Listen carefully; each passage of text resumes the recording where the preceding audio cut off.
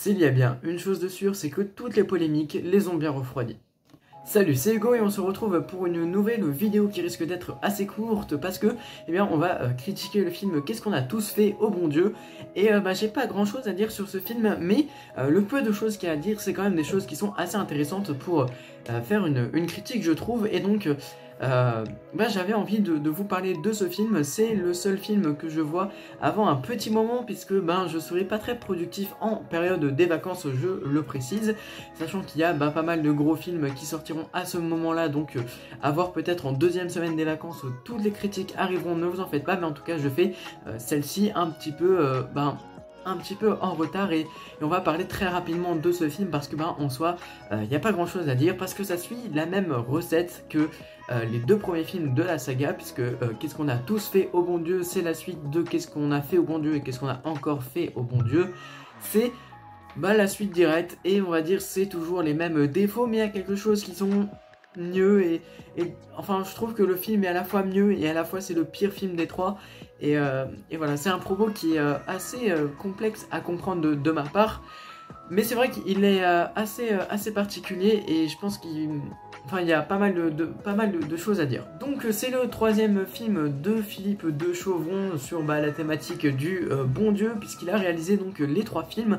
Et en fait les deux premiers films, je pense que je vous apprends rien, mais ils avaient beaucoup de polémiques, et non pas de politique mais de polémiques dans leur dos, comme quoi Qu'est-ce qu'on a fait au bon Dieu, c'était des films racistes qui faisaient des vannes qui ne passaient pas, qui étaient très trash, en grosso modo, on les accusait de racisme. Mais moi, je suis assez d'accord, surtout sur le deuxième opus, comme quoi que ce sont des films racistes et qui ne sont pas là pour dénoncer le racisme, mais qui sont là juste pour rigoler des minorités, pour justement un film en fait qui est un film pour racistes. Je vois pas ça comme un film qui essaye de montrer le racisme, de le dénoncer. Je pense pas du tout que ce soit ça, surtout quand on voit un peu ce que pense le réalisateur en interview, que il se défend pour dire que c'est un film qui fait juste pour rigoler entre guillemets. C'est pas voilà, je pense que vraiment il est premier degré, c'est pas du tout pour dénoncer, et du coup ils avaient plein de polémiques dans le dos. Et ce qu'on peut dire par rapport à ce troisième opus déjà, c'est que le film n'est plus du tout raciste par rapport aux deux premiers. Alors le terme raciste est peut-être un petit peu fort, mais je pense qu'il est quand même bien adapté. C'est-à-dire que là, on n'a plus beaucoup de vannes comme avant, plus beaucoup de vannes qui vont vraiment tacler sévèrement les minorités représentées dans le film. Là, on est sur quelque chose, on va dire, plus dans le cliché que dans le racisme en fait. Et j'ai envie de dire, c'est du cliché, mais ça reste pas aussi cinglant et aussi provocateur que l'étaient les deux premiers films. On est toujours dans le cliché, mais sans être vraiment dans la carte du racisme. C'est clairement le film le moins raciste des trois, mais c'est en même temps le pire film des trois, je pense, mais on en reparlera plus tard. En tout cas, je m'attendais à quelque chose de beaucoup plus catastrophique et de quelque chose qui allait beaucoup plus m'énerver que ce film-là. Finalement, c'est assez osef en fait en termes de film. C'est quand même... c'est assez... j'ai envie de dire filaire en fait. C'est...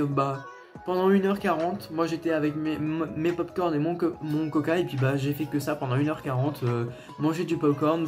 Ça m'a pas paru long, mais ça m'a pas paru bien non plus. C'était vraiment sans plus. C'est un film qu'on a laissé passer, que j'aurais certainement oublié la semaine prochaine, mais néanmoins c'est pas grave, parce que je trouve que même si le film il reste mauvais et il est tout autant que les deux premiers, au moins il ne m'a pas dérangé avec des propos racistes qu'il aurait pu tenir, mais que il s'abstient de sortir. Et je pense que c'est surtout dû aux polémiques de l'époque qui ont fait beaucoup de bruit, et que du coup le réalisateur il a dû se calmer par rapport à ça.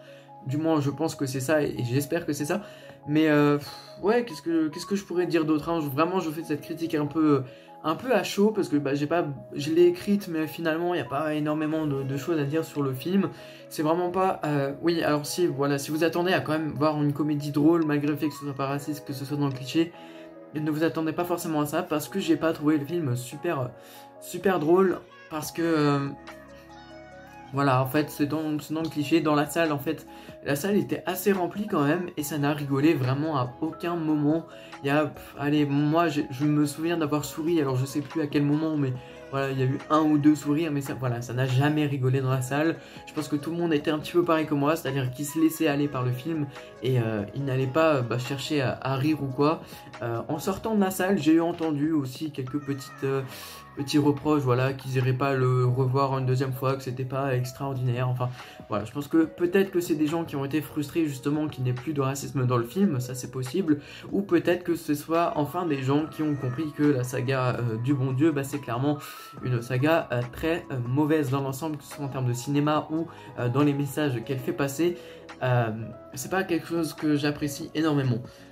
On parle, enfin, ouais, je pense que en fait le réalisateur Philippe de Chauvron, il a compris que son film, il pouvait pas continuer comme ça, il pouvait pas continuer à faire un film qui soit, comment dire, aussi raciste. Je pense que il a compris qu'il a dû se calmer dans ses propos et donc il va faire un film beaucoup plus chill, on va dire, beaucoup plus safe par rapport aux deux premiers, et c'est vraiment le film qui est fait pour attirer le plus de monde et déranger le moins de monde possible.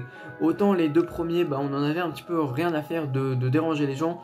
Là je pense que voilà, enfin vous l'aurez compris, je vais pas me répéter, mais je pense que vous aurez compris le message que je veux passer. Pour rapidement parler du jeu d'acteur, alors très clairement il y a un nombre énorme de personnages. En termes de temps d'écran, c'est assez inégal, il y en a qu'on voit beaucoup moins que d'autres.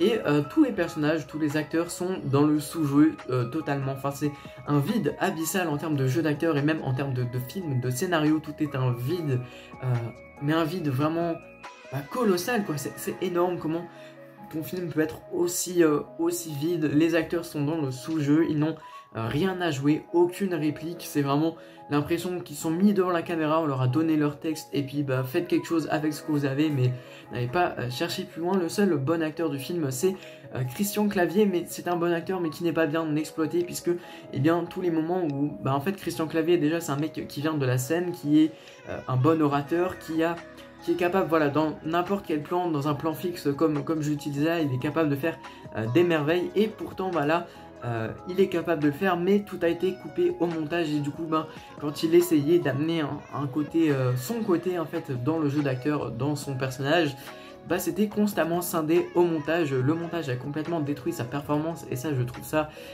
totalement dommage. Et voilà, enfin je vais pas m'attarder sur chacun des personnages parce que globalement tous sont dans le sous-jeu, tous n'ont rien à jouer, et voilà, je vais pas m'attarder là-dessus.